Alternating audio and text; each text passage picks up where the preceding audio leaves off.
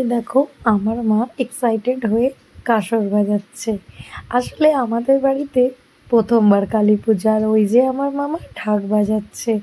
আর তোমরা একে একে দেখবে আমার বাড়ির অনেকেই ঢাক কাসর বাজাচ্ছে। এবার কেন এরা সবাই বাজাচ্ছে এই গল্পটা আমি তোমাদের শেয়ার করব একটুখানি পরে। আর এই যে আমার মামাকে আমি বলছি যে তুই রাখ, আর তোকে বাজাতে হবে না, সে তো আমার কথা শুনবেই না। এই যে আমাদের পুজোর সব গোছাগুছি চলছে। এই দেখো, কালী পুজোর অনেক নিয়ম, অনেক কিছু জোগাড় যন্ত্রী করতে হয়, আমরা সারাদিন সেগুলো নিয়েই ব্যস্ত ছিলাম। আর এই যে আমাদের কালীতলা, আর এই যে আমার হাজবেন্ডকে দেখো একটু ঢাক বাজাচ্ছে। এই দেখো ডবল ডেকার ধুতুরা ফুল, তোমরা এটা কি কোথাও দেখেছো? আমরা এবার চলে যাচ্ছি কালী ঠাকুরকে আনতে। আর এই যে আমার মা আর আমার ভাইয়ের বন্ধুর বাবা চলে গেল ভ্যানে করে মাকে আনতে। এই যে মাকে আনতে চলে এসেছি আমরা। আমার ছেলে ঠাকুর দেখে একটু প্রণাম করে নিচ্ছে। আর এই যে আমার ছোট মামা আবার শুরু হয়ে গেছে ঢাক বাজাতে। আমাদের আসলে কি হয়েছে জানো তো, ঢাকই আসেনি। আর এই যে আমাদের মা কালীকে ভ্যানে ওঠানো হয়ে গেছে। আর এই যে আমার মামা ঢাক বাজানো বন্ধ করে ঢাক তুলে দিয়েছে ভ্যানে। আর এই যে আমাদের মা আমাদের বাড়ি যাওয়ার জন্য বিদায় হয়ে গেছে।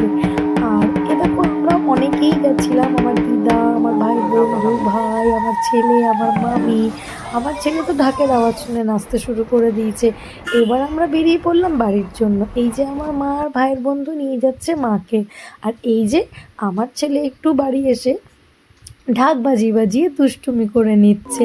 আর এবার আমাদের মা বাড়ি পৌঁছে গেছে। আমার হাজবেন্ড আর আমার ভাই মাকে নিজের জায়গায় রেখে দিয়ে একটু ডেকোরেশন বাকি, সেগুলো ভাই করে নিচ্ছে। আর এই যে আমার ভাইয়ের বন্ধু আর ভাইয়ের বন্ধুর বাবা ঢাক কাসর বাজাচ্ছে, আমার মামি আর দিদা উলো দিচ্ছে।